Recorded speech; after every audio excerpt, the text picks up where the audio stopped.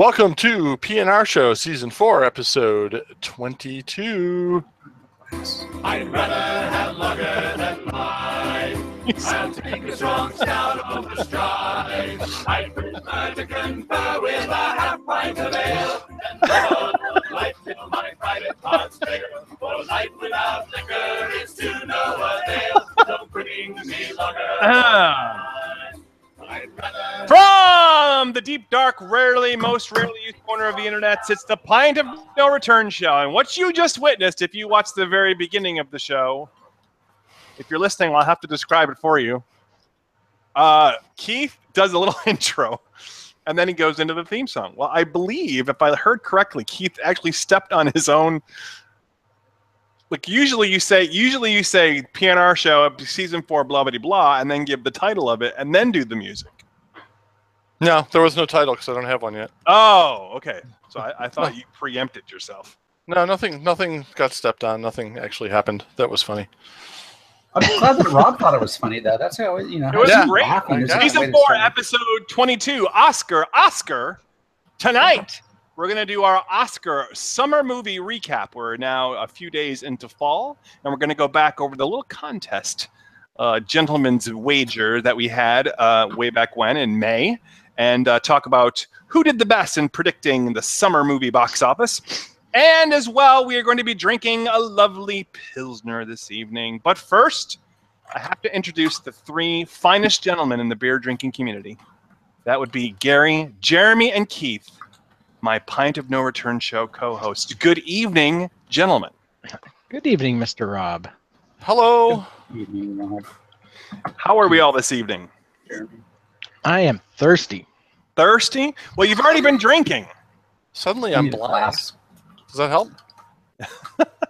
Well, yeah, before the show started, Jeremy was getting caught up on the Radler that we had a couple of weeks ago. There it is, Moosehead Radler. Jeremy, you want to give us your impressions of that beer since it's fresh on your palate? If I were a 2-year-old, 3-year-old, this would be you would be illegal. A delicious juice box. It has all of the characteristics of a juice box. Lots of juice, lots of sugar, gum, Arabic and ester gum to make it thick, apparently. And they say there's beer in it. I'm not sure. It's juice. It's a juice box. So what would you rate this? I would rate it a 2 because it's better than Bud. Wow, that pretty much, I mean, that's about as definitive a score as you can get. I think both Gary and I gave it a 2, and Keith, I don't recall what yours was, a 1 maybe? Yeah, I think I gave it a 1. I tried to give it a 0. Yeah, so he just did not find the funny spot or the sweet spot of our beer. Oh, actually, Jeremy's rating brings up our overall rating to a 1.5. There you go. Now. It's crawling out of the cellar inch by inch. Yeah, looking at the spreadsheet where we have brewery beer style ABV, and it says brewery Moosehead style Rattler, no, beer Rattler style piss. ABV is 4. So not sure who's updating the spreadsheet, but they got it pretty close. There you go. By the way, if you're just joining us for the first time, the Pint of No Return show is our weekly podcast where weekly-ish, like pseudo-weekly, where each of us brings the same beer to the table or to the webcam, as it were. We drink it together, and throughout the show, we evaluate it. We talk about what we like, what we don't like, compare it to other beers that we've had. And at the end of the show, we give it a rating of 1 to 10. In the meantime, we talk about whatever's coming up on our own little brains, topics of the day, things we're interested in, geek stuff, tech stuff, all kinds of things. And then we lead into a pick segment where we talk about things that we want you to try out this week. And then finally, as I said before, we give our beers a rating. So if you are interested in following us, we would love you to do that. We're going to be live. We are live on Alpha Geek Radio on Channel 3. Tune in alphageekradio.com. Our website is pnrshow.com. And we're on the Twitters. Gary is at Always Breaking. Keith at Wolfman K. Jeremy at Jeremy Brooks. And I am at Reb Rob. We also have a Slack chat. And if you want, you can ask us for an invite in any of those methods I just mentioned. I had to do that, guys. We haven't done that in a while, and we can use every fan we can get. We have got some feedback this week. I'm going to go through these quickly because I know the boys are always anxious to get to the beer, but I'm assuming Jeremy and or Keith, these are from our buddy Aaron. Yep, that's from our fan. All right, our fan Aaron. Aaron, how you doing, buddy? Still trying to get you to guest on our show, but that's all right. We have you on our show, but via proxy by your printed text. So we're going way back. Season 4, episode 6. We did Dale's Pale Ale. Oh, and our Oscar picks. It was our Oscar pick show. He loved the moment when everybody, not Rob, realized what the documentary category actually meant. I know what that means. That's a long time ago. I don't remember it that I don't remember. I don't remember what happened. Yeah, I'm not sure what that means, Aaron. Maybe you can provide us a little more feedback on the feedback. I think that was a joke, and Rob didn't get it. Oh. So it's still accurate. Speaking of which, his second comment is he enjoyed on that episode the one where Keith exposes Rob's last nerve and then proceeds to poke it over and over again. That's not an incident. That's called 35 years of knowing each other. That's our relationship. It's called the PNR podcast. Yeah. That's a lifetime of friendship. Yeah. Season 4, episode 7, we did Drake's Jolly Roger. He said some of these episodes just knock it out of the park. Thank you. I'm going to stop the comment right there. Yep, done. This, however, was not one of them.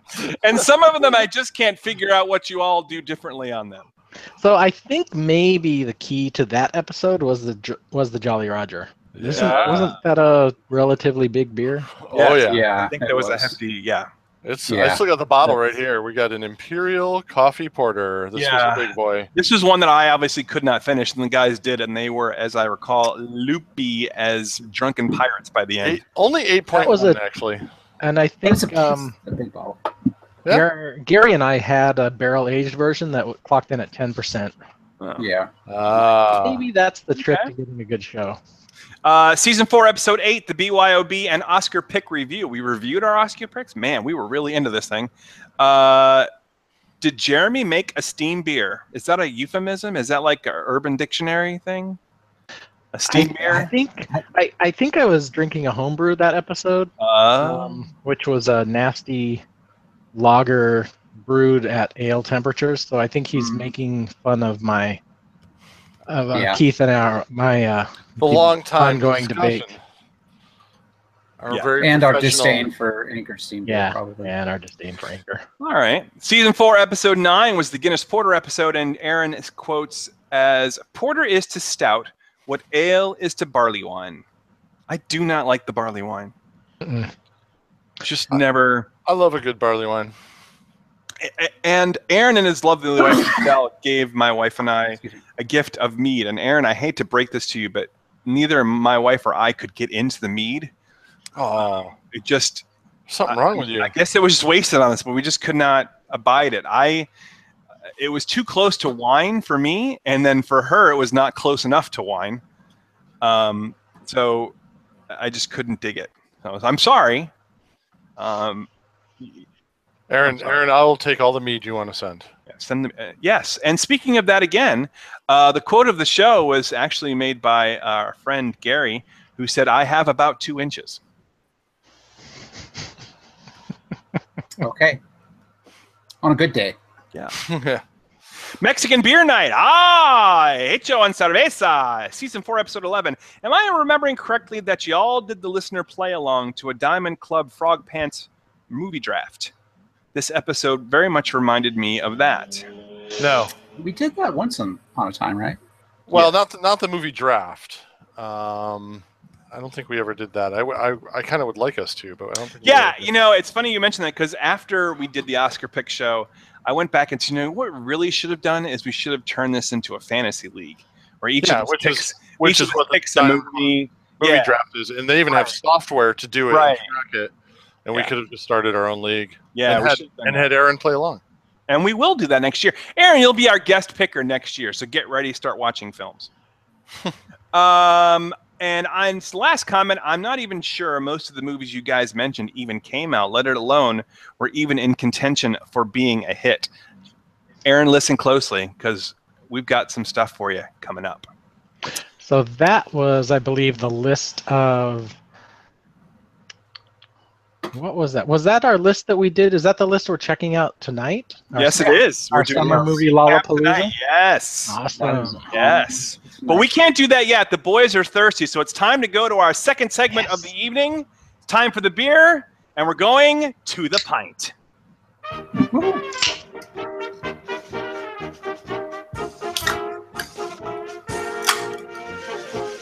I hear lots of cans being opened. Gentlemen, thank you for coming back to my neighborhood, my side of the aisle. We're going to a Pilsner.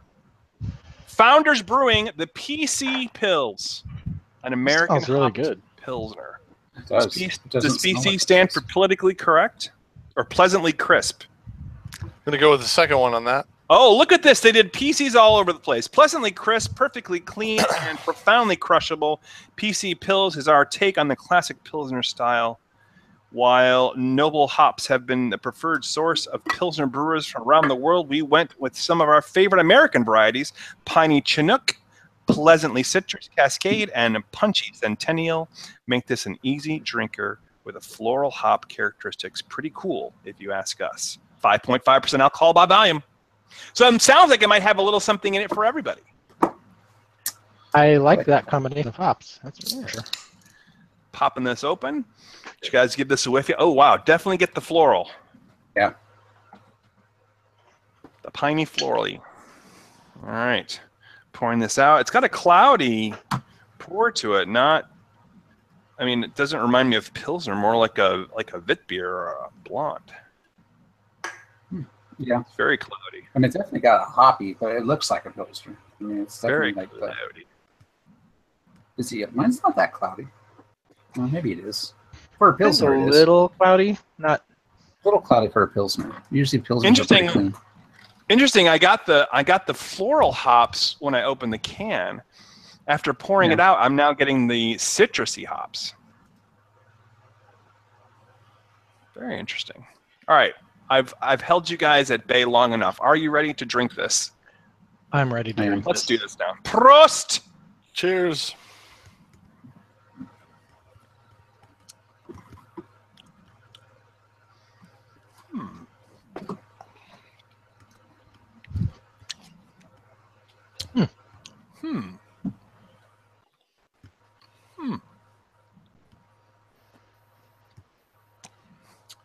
Well, that is interesting. This is almost like a Reese's peanut butter cup of beer. It's like two different types smashed together. Would you agree? Not the metaphor I'd chosen. No. Yeah, no. That is really interesting. It's like it's trying to be an IPA, but not quite there. And trying to be a Pilsner, but not quite there either. Yeah, it kind of tastes like soap. Wow. No, sometimes you get you go to like a hotel and you get like this soap that you've never had before, and some of them are pretty florally and especially when you try to eat it. Yeah, but you're washing your face, you get a little in your mouth, or kind of like a bar a little. Yes.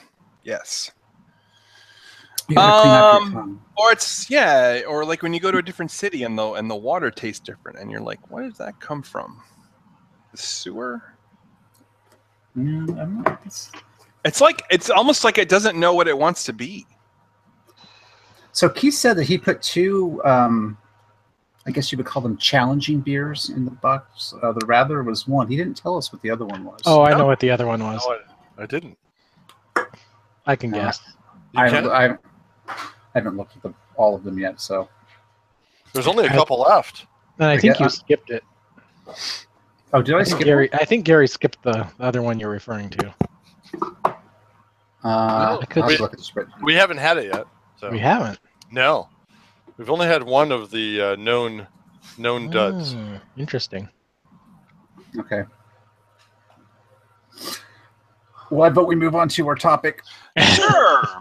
I mean, no other first impressions, Keith? I think it has the Pilsner body. It has a different hop than a traditional Pilsner, but I don't find it to be bad. I kind of enjoy this one. I find it easy to drink, and I rather enjoyed this one on hot days. Not only because of the flavor and the hops, but because this came in a 15-pack instead of a 12 for the same price. 3 bonus beers. That's good. Yeah. Okay. So, Cool. Yeah, All right, well, I'm enjoying this. It's a we'll nice check in with the beer as we go through the episode. Maybe it'll open up a little bit for some of us. In the meantime, we're on to segment 3. Just that quickly, boys. And segment 3 is called Pint Taken. We already did To the Pint. Now we're taking that pint and going. Go, Keith. Yakety sax. We needed some Hollywood music right here.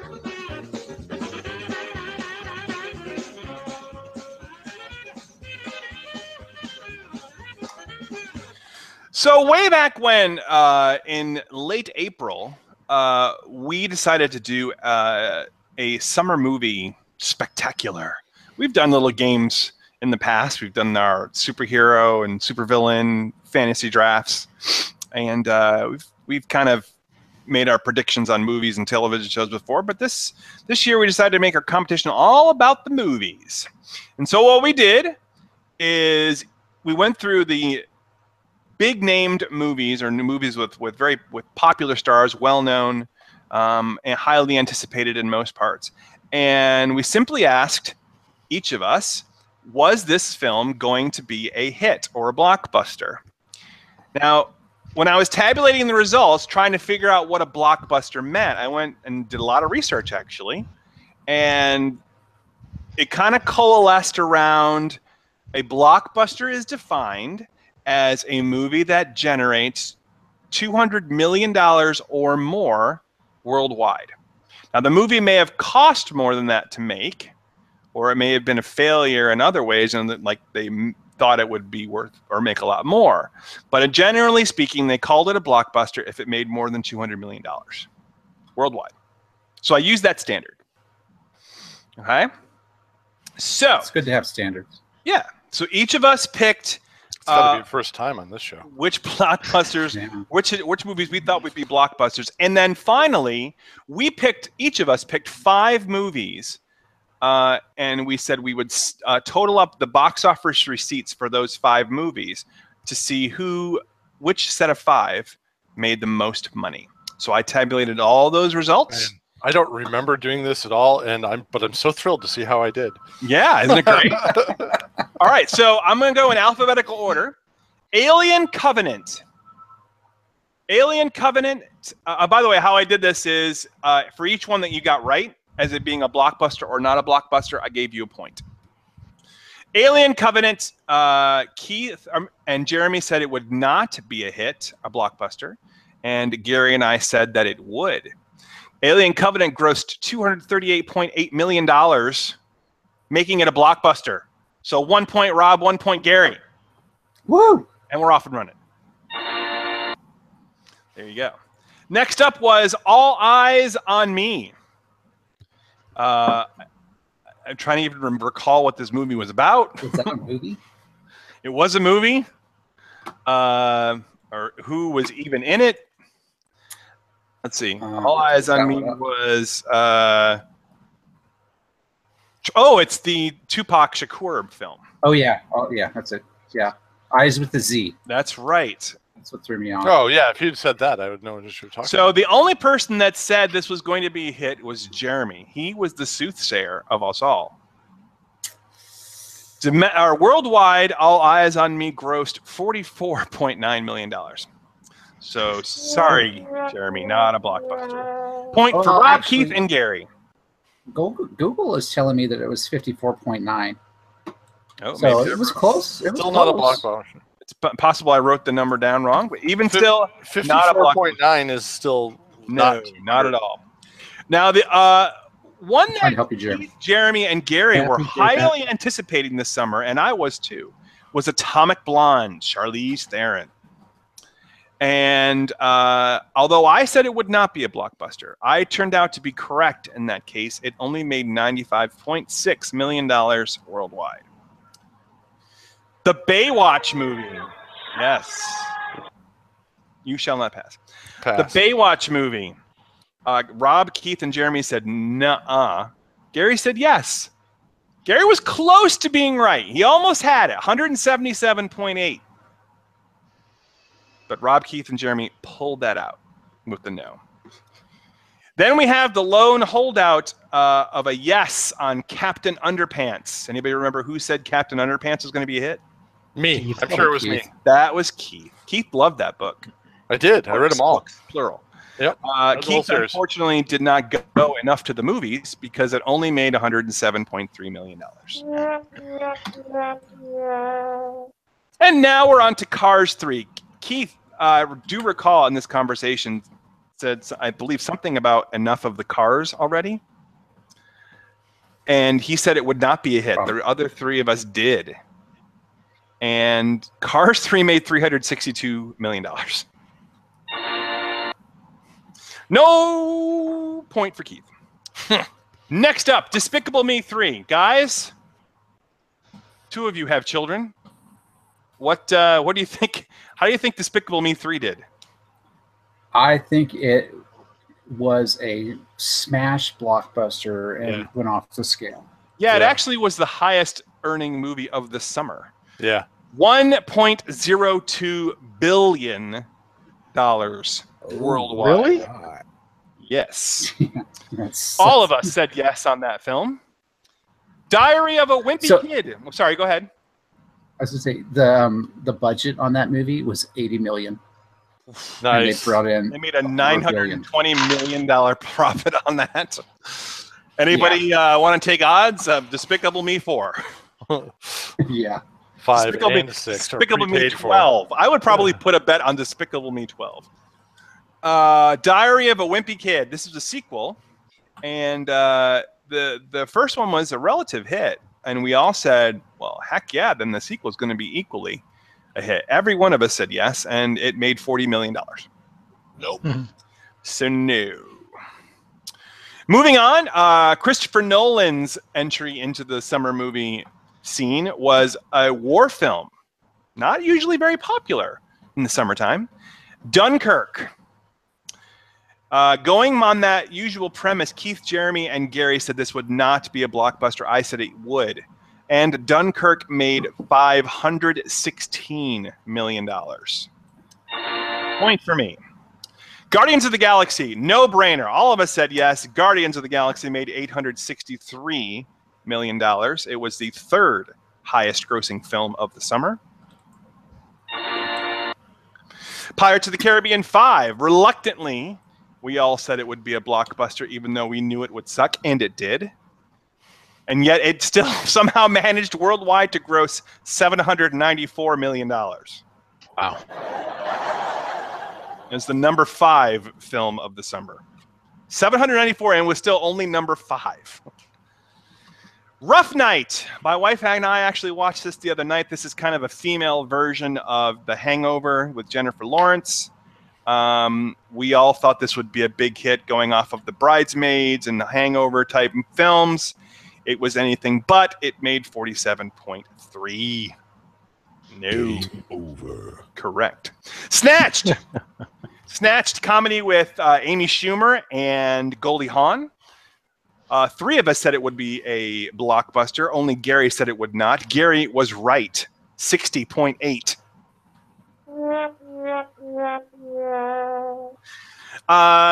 The number 2 grossing film of the summer, Spider-Man Homecoming, made $874.3 million, and all of us said, of course that's going to be a hit. The House. Now, for whatever reason, all of us thought that Will Ferrell and Amy Poehler in a comedy where they're playing a couple trying to get their son through college by starting up a casino in their home, somehow all of us thought this was the magic. This was the formula. Where has this film been all of our lives? Apparently, we were the only ones that thought that because it made $34.1 million. Yeah. And then we come to another basically Pirates of the Caribbean movie, Transformers. Oh, please stop making Transformers. Yeah, right. Gary thought this would not be a blockbuster. I don't know how in the world, Gary, you thought that. Even though it sucked, it made $605 million, number 6 film of the summer. Yeah, I don't know why we thought that either. Just Transformers, even if they blow chunks in America, they make killer buck overseas. Yeah, it was almost all overseas, actually. You're right, Keith. Absolutely. So, then the Valerian and the City of 1,000 Planets. Now, this was a split vote. One of the only few split votes we had. Keith and I thought it looked revolutionary, and it was what's his face from Fifth Element was doing it, Baz Luhrmann, right? mm-hmm. And Jeremy and Gary said no, it looks too frenetic, and it won't have a drawing power. Well, it just inched over the line, 223. That was a blockbuster, not a great one. In fact, they considered it a box office failure, but by the standards, it still counts as a blockbuster. Okay, so by our standards, a movie that's considered a failure is still a blockbuster? Shockingly enough, yes. Because it probably cost more than that to make, but it brought in $200 million. That's the only goal we had. Correct. I think our standards need some adjustment. As normal for the show, yes, our standards are lacking or not evident. Or then we've got wrong. The War for the Planet of the Apes. I really wanted to see this film and didn't get around to it. I was alone in thinking it was going to be a blockbuster. And again, the worldwide or the international gross helped carry it over the line. It made $470.8 million. And finally, last but not least, our final unanimous vote, Wonder Woman. Wonder Woman ended up being, I believe it was the number 4 top grossing movie of the summer. It made $820 million, and we all said yes to Wonder Woman. Let me just say, the fact that Wonder Woman is very easy on the eyes made up a lot for me in the fact that the plot was very, very thin. It was okay. She was just fun to look at. No, I mean, it was. I will say it was the best. It was the best of the DC movies so far. But even that's not much. Well, the modern ones after the Dark Knight. I was just saying, wait a second. Batman's in the DC universe. I'm sorry. The new rebooted DC is what I'm talking about. Yeah. So, how did we all do? We do. Do you think so? In last place, actually tied for last place with 9 points, are Keith and Jeremy. Yes, Keith. I mean, Keith. Jeremy doesn't see any movies at all. He doesn't even really know movies, and you're tied. What? I mean, well, it goes like this. Jeremy and I, although not the same age, are the grumpy old men of this show. And damn it, you kids with your modern movies, get off our lawn. Gary came in second place, just ahead of Keith and Jeremy, at 10 points. Congratulations there, Gary. Slightly less grumpy old man. Yeah. Yeah. And then finally, I had 15. So, believe it or not, there were... Believe it or not, the person who makes the rules wins. I believe it. Oddly enough, that it's one amazing how that qualifier that we had to have worked in Rob's favor. Yeah, I'm good with it. It's all good. It's all fun and games. Yeah, it's funny because if I had gone to the guys and said, "Hey, how would you like me to evaluate these?" They would say, "We don't give a rip. Just do it." I would have said, "Total up the money." That's what I would have said. I did total up the money. So who had the most money then for their picks? Well, guess what? That's coming. All right, let's see. Thank you. So, and I always wanted to say, out of the 19 films that we selected, only 8 of them were not blockbusters. So it was 11 and 8. Okay. All right. So each of us then picked 5 films. Wait, 11 were blockbusters and 8 weren't? Correct. But you got 15 points? Correct. For just choosing whether or not it would be a blockbuster. Yes. If I chose correctly, I got a point. This is just phase 1 of the competition. I see. I understand. Okay. There we go. Those are the rules I created so that I could win. Pretty much. The second category. Each of us picked 5 films, and total up the box office receipts, and we have a winner. So I'll go from last place to first place. Keith. Sorry, buddy. Last place. Keith picked Wonder Woman, Valerian, Guardians, Underpants, and Pirates. And his totals $2.8 billion, which is still a healthy payday. I don't think anyone would turn that down. Right. In Hollywood, I'm ready to third place with $3.386 billion is Gary. Gary had Wonder Woman, Guardians, Spider-Man, Pirates, and this is the one that killed you, Gary. Otherwise, you would have won. You picked The House. I was drinking beer, in my defense. All right. Then on to second place. Guys, this is going to be a shocker. Second place, $3.671 billion. This person picked Guardians, Transformers, Wonder Woman, Cars 3, and Despicable Me 3. Was me. $3.67 million, which means your winner is the guy who never sees movies and doesn't know anything about them, Jeremy Brooks. Jeremy Brooks had $3.94 billion, and his picks were Guardians, Wonder Woman, Spider-Man, Despicable Me, and believe it or not, Jeremy, this was your low point. Cars 3, which made $362. Everything else made over $800 million. Wow. Yeah, so congratulations. You can contact me at Jeremy Brooks if you need me to write for Variety or anything. There you go. I'm available. You might have to send him some screeners. So I don't have a TV. Can I watch it on my iPad? You certainly can. With that is our summer recap. Wow, guys, very good, very good, very good. Any intermediary thoughts on the beer? Has it gotten any better or worse over the course of this episode? I'm enjoying it. I like the. It went away. I like the It went away. You got a hole in your glass. Yeah, it's not doing any better for me as it's sitting out. Not good. It's a Pilsner. It's meant to be drunk cold. It's the only beer meant to be drunk cold, Rob. It's not. It does not taste like a Pilsner at all. Except that it's trying to be an IPA, which needs to be a little warmer than a Pilsner. Not a stout, but a little warmer than a Pilsner. So it actually got a little better. Thank you. All right, gentlemen, let's move this on to our pick segments of the week. It's Half Pints time. Go, Keith.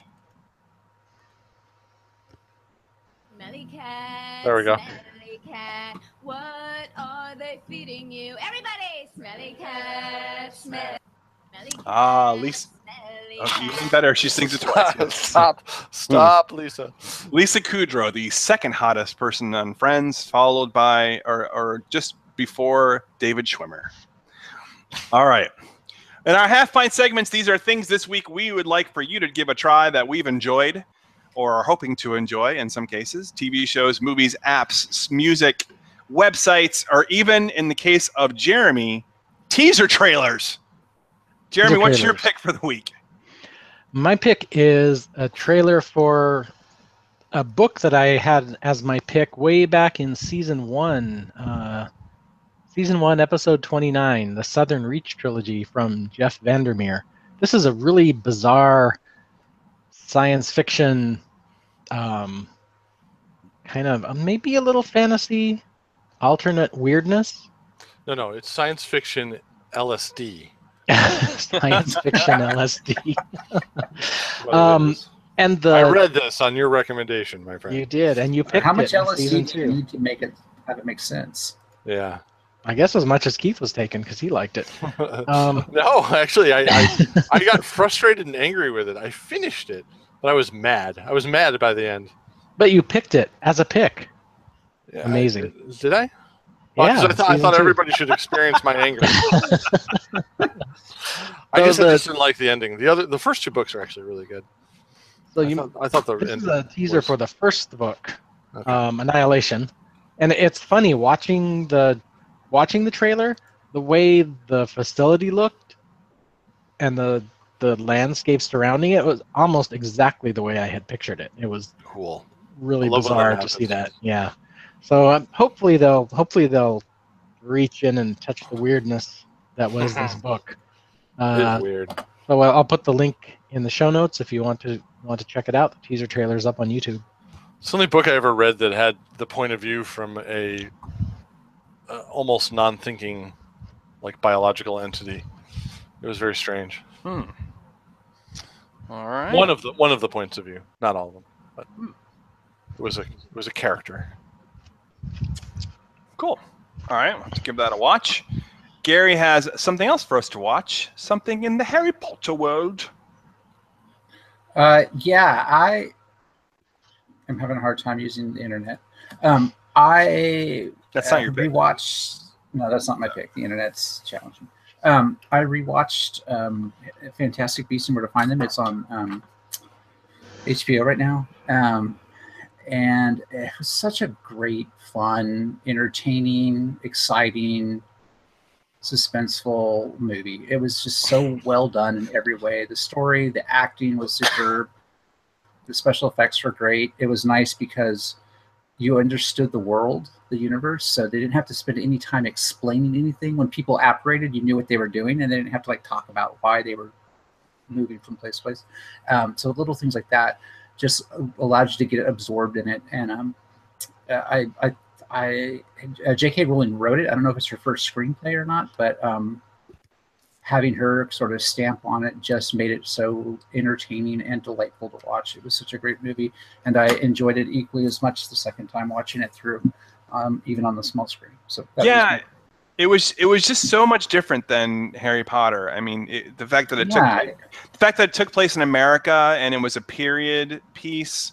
It just had a whole different feel to it, but yet it had enough of a tie to what we already knew to feel like this was a world that we already were familiar with. Yeah, and it wasn't. You weren't in the middle of a long cycle. Like you knew with all the Harry Potter movies that it was a long game, right? There was a story in each movie, but it was a long story that you were invested into. And this was just a nice movie that you could watch and have it kind of be a one-off, although they are going to do other movies. Right, yes. And that would be my only complaint with that film was the choice they had for the final character. That's my only complaint. I'm not spoiling anything. If you've seen it, you know who I'm talking about. Everybody knows. Yeah, I haven't seen it yet. I still haven't seen it. I will not spoil it for you. My wife and daughter went and saw it. They loved it. They told me I had to see it, and I've been waiting for it to come on a free streaming service since. So it's good. It's real good. Like, I mean, it just. Gary, what did you think of that casting? I didn't have any issue with it. It was such a small scene, although he will be. But he'll be the featured villain in the next film. Yeah, but he's good. I mean, he does those kind of roles really well. So I don't have an issue with it. All right. And he needs to do a movie that's actually good. Okay. It's been a while. Good point. All right, Keith always has. And it's not Tom Cruise. It's not Tom Cruise. No. Keith always has the mystery pick. Keith, what's your pick this week? Well, I've been I don't know if you guys noticed. I've got frustrated with the golf game we were playing, and Me too. I deleted that thing. Me too. I didn't delete it, but I haven't played it in months. You get to a certain point, and it becomes clear that the only way you're going to advance is to buy into it. Spending money. And that I got frustrated with that, so I gave up on it and deleted it from my iPad. So I'm looking for another quick, easy game, and I decided to start going back through a bunch of games I've downloaded before because they were a free pick or they were just free to begin with. And there's a bunch on my iPad that I don't ever remember playing at all. So I just picked one up and started playing through it. And I started playing a game called Battle Bay, which is the boat game. It's a boat-based shooter. And the controls take a little to getting used to, but I tell you, the roll and pitch and yaw that is affected by the waves on the bay in this cartoony kind of boat shooter, arena style. So you're playing against like 8 other people. It really makes the game kind of interesting, and and actually you can use it to your advantage. You can duck down in between, the shallow point of the waves and hide for a second and then pop up over the top and take shots at people. It's really interesting, and I think as a strategical shooter, I found it good. I really want it to be controlled by the axes on the iPad. I want to be able to tip the iPad forward and back to move and see thumb controls. But other than that, I found it pretty interesting. And it's one of those games you can buy into to get things faster or stuff. But at the level I'm playing at, you definitely don't need to. And it's still a lot of fun. So that's one worth picking up. It's a free to try type thing. That'll been out for a while. Yeah, definitely better on the iPad. Oh yeah, no, it's not. I wouldn't even try it on the phone. No, definitely better than the iPad. Yeah. So very cool. All right, so my picks. I have 2 this week. Actually, I have 3, but I'll go really quick. Star Trek Discovery episodes are free to watch on CBS.com. After that, you have to have CBS All Access to pay. I have watched the first 2 episodes. Anybody here watch the first 2? I refuse to pay for that service, so no. Well, right now it's free. You can at least watch the first 2. I've decided not to. Yeah, but I'm not going to do that. And wait for the reviews to come in, and then if I want, I'll buy the season. So on like iTunes or Amazon or something. So my first early review is that, like most, I should say, pretty much all Star Trek series, it starts a little slow, and in terms of ramping up the characters. I mean, the big draw for Star Trek to me has always been the interplay of the characters. So, of course, you're establishing those relationships, and because you are doing that, it takes some time to kind of get that going. Having said that, the opening plot of Star Trek Discovery is very, very interesting.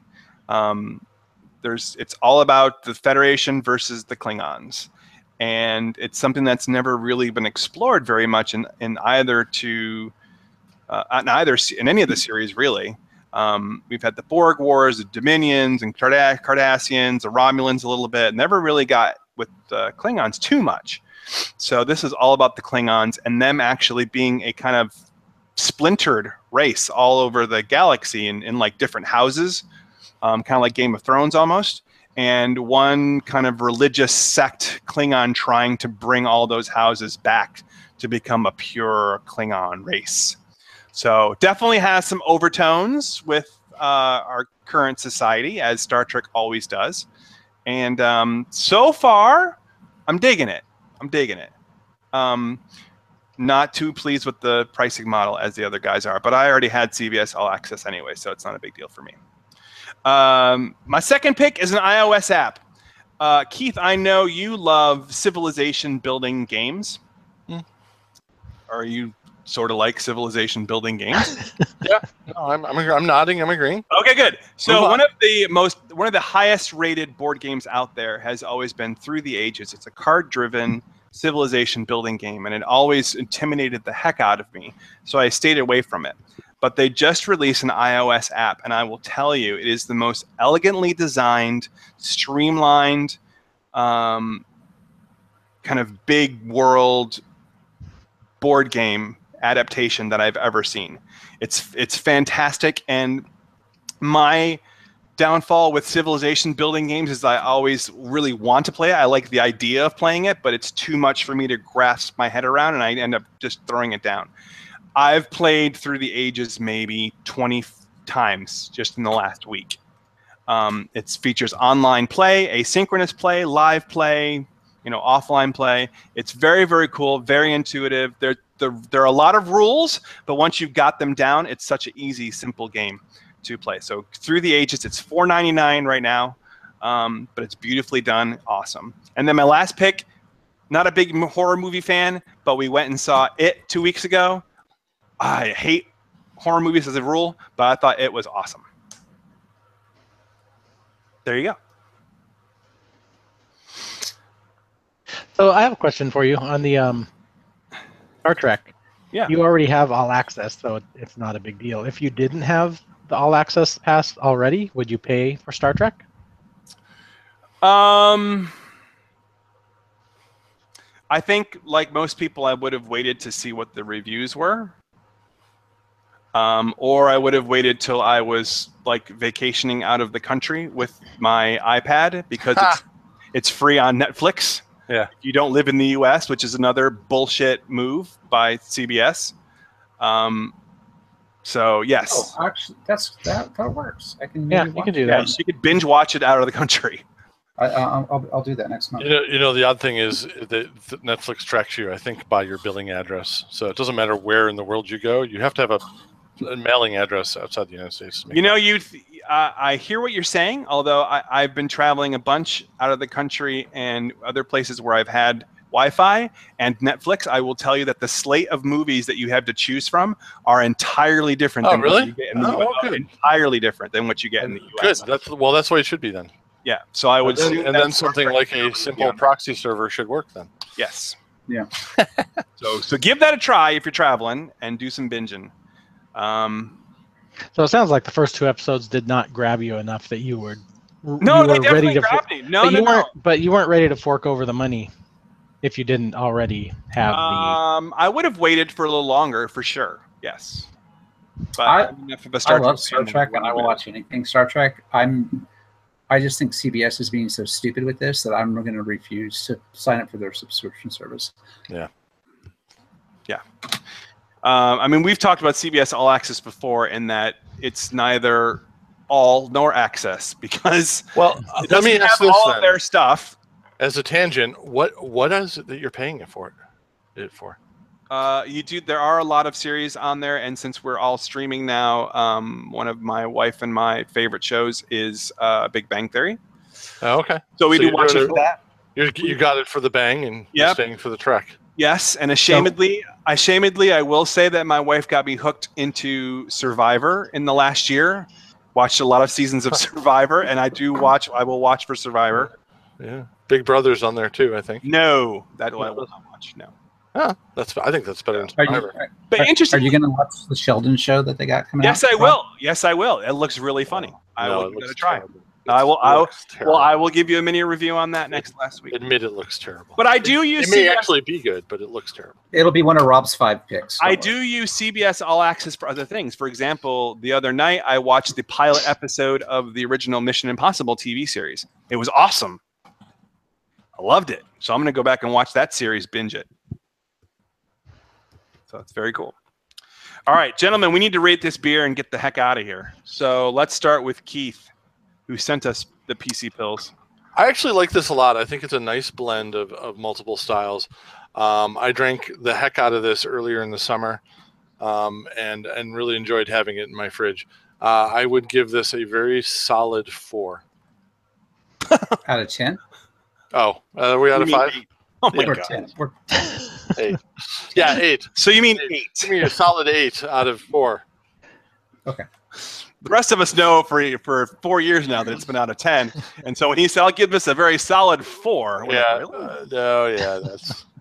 I still can't believe I'll let you talk me into going to a 10-point scale. Too late. It's 5 All right, points Jeremy too many. Brooks, Mr. Mustache. I'm right there with Keith. It's really, they describe it as crushable, and I'll agree with that. Easy to drink, crisp, refreshing. The mix of hops is interesting, a little bit like an IPA, but not exactly a super hoppy IPA.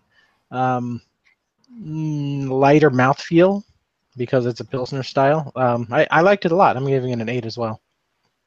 All right. And I knew I liked you, Jeremy. Mr. Gary.